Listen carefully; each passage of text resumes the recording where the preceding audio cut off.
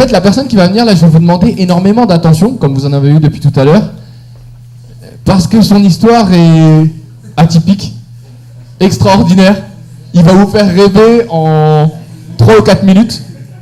Il y en a qui l'ont pris pour le sosie de la fouine, mais c'est pas lui, je précise tout de suite. Cette personne, moi je le connais, on a fait nos études ensemble, on vient tous les deux d'un DUT technique de commercialisation, et monsieur Kokudoku pourra approuver ses propos. Il n'a rien lâché depuis le départ, il était dans quelque chose qu'il aimait, et il l'a fait jusqu'à maintenant. Je suis toujours resté en admiration devant lui, jusqu'à aujourd'hui et je pense demain. Et le fait qu'il raconte son histoire aujourd'hui, je suis encore plus fier et encore plus content qu'il puisse vous partager cette histoire qui va sûrement vous toucher et qui va vous donner envie, par la suite, j'en suis sûr, d'entreprendre et d'avoir envie. Monsieur Mounir Ghazi.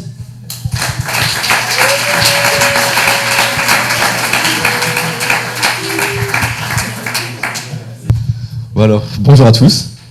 Alors, mon nom c'est Mounir, j'ai 30 ans. Et je suis le cofondateur du site flavorpark.com. Aujourd'hui, je vais vous parler de mon parcours et comment ça a fait de moi un homme libre.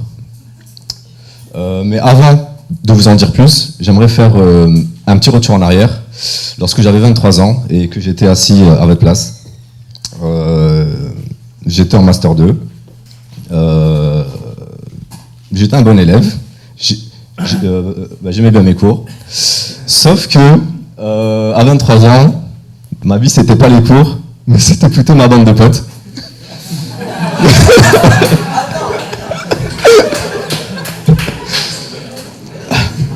Donc, Manu.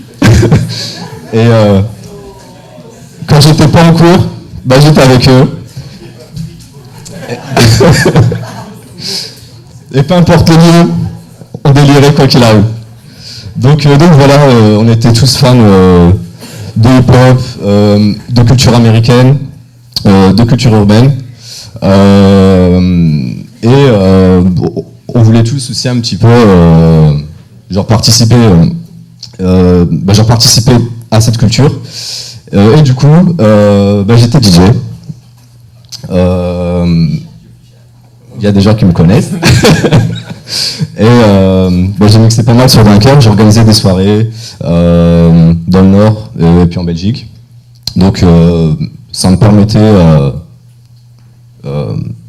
de faire ma passion et en même temps de gagner un petit peu d'argent, quoi. Après mon diplôme, j'ai eu l'occasion de travailler pour l'agence de communication du célèbre DJ français Cut Killer. Donc, qui avait une agence qui était spécialisée sur la culture jeune, donc 15-35 ans. On avait pas mal de projets sur la culture urbaine. Donc, moi, j'étais carrément dans mon élément. Et à travers cette expérience, j'ai aussi pu évoluer dans le milieu hip-hop à niveau d'élite, quoi, puisque c'était... c'est eux qui faisaient la musique en France, quoi. Donc voilà, sauf que mon contrat se termine. Et là, je rentre vraiment dans la galère que tout le monde connaît. Jeune diplômé, recherche de taf, et pas de taf. Donc j'envoie des centaines de CV. Ma boîte mail reste vide, à part quelques maigres noms. Et là, je me dis, qu'est-ce que je vais faire ? Plus le temps passe, plus je perds confiance en moi, plus je me dis... ma vie ça craint, quoi. J'arrive même pas à trouver un boulot, comment je vais m'en sortir. Et puis un jour, mon frère qui rentre des cours et il me dit je viens de voir en cours que le business du web ça va exploser dans les toutes prochaines années et la mode ça va être un des secteurs les plus rentables sur le web. Et du coup il me dit tu vois, je sais que la mode c'est ton truc, t'as des compétences en marketing. Moi, je peux faire un site internet, je peux développer, je peux coder. Donc, si t'es chaud, on se lance. Moi, il me dit ça, moi, j'étais super chaud. Donc, on y va. On commence à réfléchir sur le projet. Et sauf qu'entre-temps, quand on monte un projet, il faut le financer. Du coup, je mets mon diplôme de côté, je me dis, il faut juste que je trouve un job qui paye vite et bien. Du coup, je rentre chez Hachette comme préparateur de commandes. Donc, mettre des livres dans des cartons, rien de bien compliqué, mais ça paye. Et le week-end, je travaillais avec la street team justement de Cut Killer et on distribuait des flyers pour des CD, pour des soirées, etc. Donc au bout d'un an, on a l'argent, le projet est prêt et puis mature. Janvier 2009, on lance Flavor Park. Donc site spécialisé sur la mode urbaine avec un positionnement hyper pointu et qu'on développe sur 4 ans. On développe le site genre sur l'image, sur l'expérience consommateur.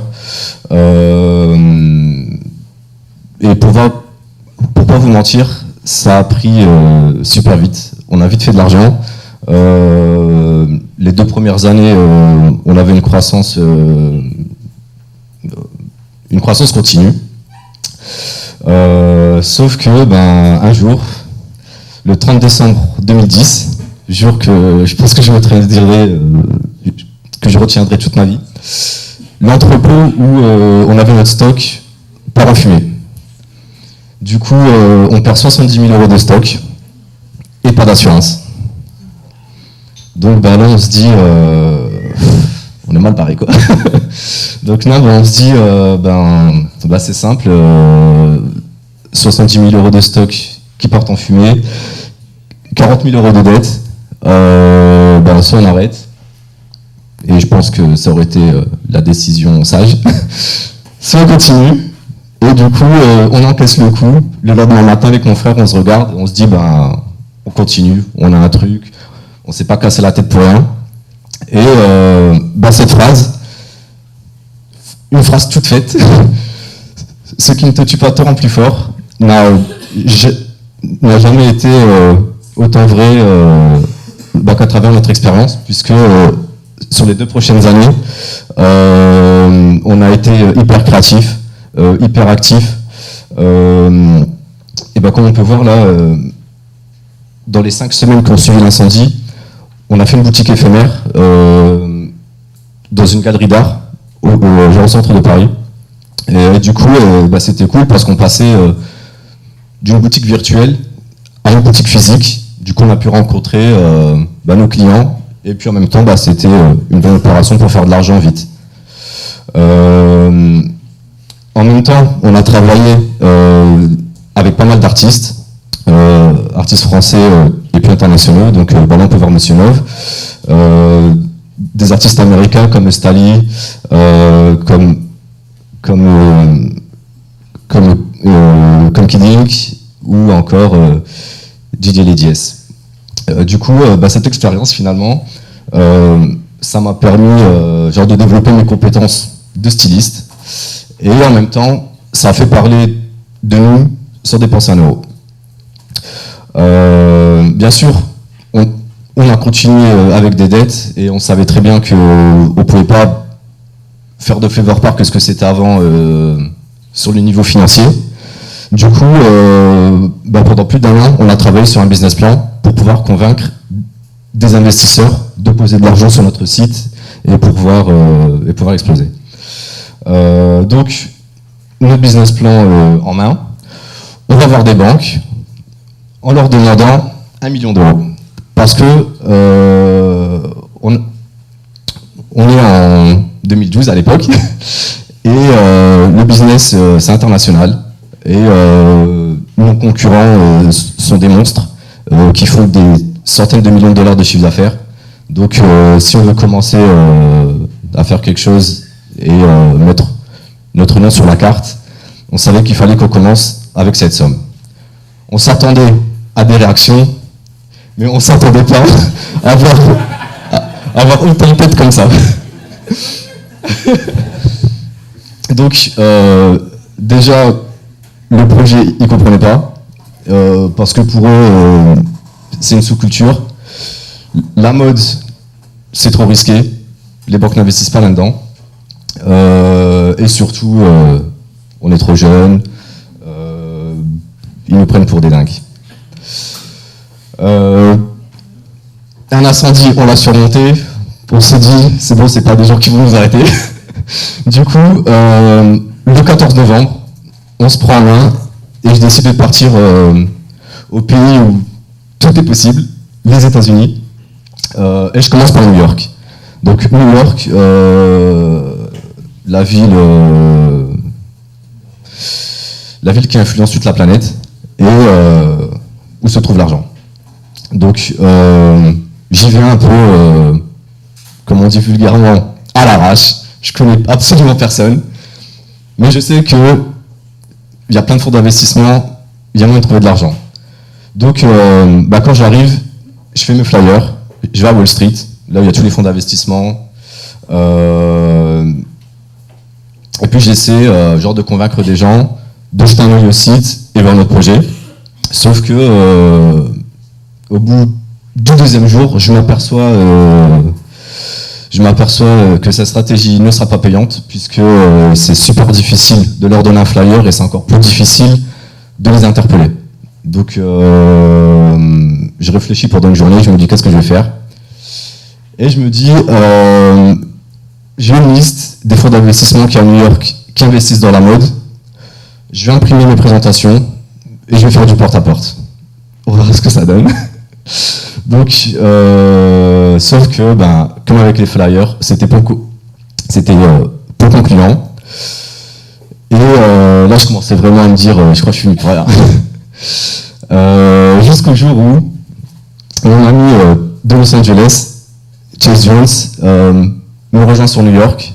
Il a travaillé avec moi sur notre business plan et il a complètement changé la donne puisque il connaissait un petit peu tout New York. Et du coup, depuis qu'il est arrivé, tous les jours, on rencontrait des gens, des financiers, des stylistes, des marques qui investissent soit sur d'autres marques, soit sur d'autres projets,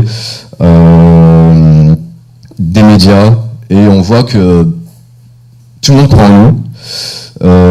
Et je termine mon séjour new-yorkais en visitant le vice-président d'une banque privée italienne qui est sur New York et qui me dit franchement 1 million, on est aux États-Unis, 1 million c'est pas grand chose. Donc il me dit moi je connais déjà, je peux t'aider, mais je veux un pourcentage. Je dis ok, il n'y a pas de problème. Et du coup il me dit écoute, je te contacte dès que j'ai plus de nouvelles. Et je m'envole pour Los Angeles, donc la ville de mon ami Chase. Et autant New York, il connaissait tout le monde, autant LA, c'était vraiment sa ville, quoi. Tous les jours, pendant un mois, j'enchaîne des rendez-vous. Avec, je pense, tous les gens qui touchaient de près ou de loin la mode. Sauf que pareil, au bout d'un mois, il n'y a pas de résultat. Rien du tout. Et je me dis, bon, on a vu tous ces contacts, il n'y a rien. Qu'est-ce que je peux faire maintenant? Là, je fais comme à New York. J'ai mes présentations qui étaient déjà là. Je fais une liste de fonds d'investissement et je dis à Chase, on met notre costard, on prend la voiture et tous les jours, on se balade et on fait du porte-à-porte. C'est pas encore maintenant. J'arrive à obtenir des rendez-vous. Ça avance pas mal. Sauf qu'à la fin, c'est toujours... on va étudier le projet et on revient vers vous plus tard. Sauf que, étant sur LA, j'ai pas fait que ça. Mon ami Chase, il développait sa marque de sacs de luxe. Et du coup, en tant que Français, et ça c'est marrant parce que il vaut mieux être Français à l'international que Français en France. Il me dit, voilà, vous les Français, vous avez la culture du luxe, le souci du détail. Regarde mes sacs et dis-moi ce qui va pas. Et du coup, j'ai travaillé avec lui sur le développement de ses sacs, sur son branding, sur son marketing. Et le 25 décembre 2012, on a eu la chance de faire un showroom privé en fait, à la soirée de Noël que donne chaque année le chanteur Sean Kingston. Donc c'était dans sa villa sur la hauteur de Beverly Hills. Donc on avait un salon privé où on présentait les sacs aux différentes stars qui étaient là, et puis les gens qui étaient là aussi, parce qu'il n'y avait pas que des stars non plus. Et fin de soirée, il y a le chanteur Chris Brown qui repart avec un sac, donc on se dit, opération plutôt réussie. Et forcément, comme je passais à peu près tous mes jours dans le Fashion District, le quartier de la mode, je rencontre énormément de stylistes, de créateurs, et ça m'inspire beaucoup en fait. Et du coup, je me lance aussi dans la création. Et du coup, je crée des t-shirts, comme on peut voir là. Et je retravaille aussi un des sacs de Chase que je mets à ma sauce. Et voilà, un petit aperçu. Donc, ce que je veux vous dire, à travers mon expérience, it's free to be free, c'est gratuit d'être libre. On vit aujourd'hui une société où on cultive la peur, tout le monde a peur, tout le monde cherche la sécurité, et je peux pas comprendre que quand on a la vingtaine, on cherche un CDI à la SNCF. Chacun fait ce qu'il veut, mais je me dis que quand on est jeune, tout est possible, et qu'il faut pas avoir peur tout simplement. J'ai pas eu peur de me lancer, j'ai pas eu peur de l'incendie, j'ai pas eu peur de partir voir mes banques en leur demandant 1 million, j'ai pas eu peur d'aller aux États-Unis, de rencontrer littéralement des millionnaires, alors que je suis rien du tout. Et donc voilà, il faut croire en vous parce que finalement personne ne vous le dira. Personne ne vous dira que vous êtes tous des futurs succès potentiels. Personne ne vous dira que vous êtes libre de faire ce que vous voulez. Donc si on ne vous le dit pas, il faut y croire et faites ce que vous avez envie de faire. Réussir dans la vie, c'est pas gagner de l'argent. Jusqu'à mes 25 ans, je croyais que c'était ça. Mais au final, réussir dans la vie, c'est être heureux.